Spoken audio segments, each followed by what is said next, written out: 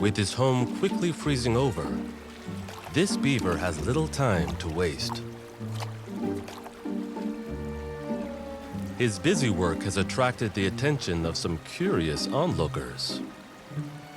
A family of river otters, and they are starved for entertainment. But this beaver has no time for their childish games. He's planning ahead for the worst of winter. Beavers don't hibernate, so he must pack away enough food to last him through the bitter months ahead.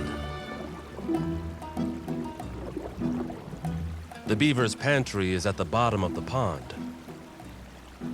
Once the pond has frozen solid, he can slip down to the basement for a quick snack. Soon the beaver will be safely tucked away in his lodge.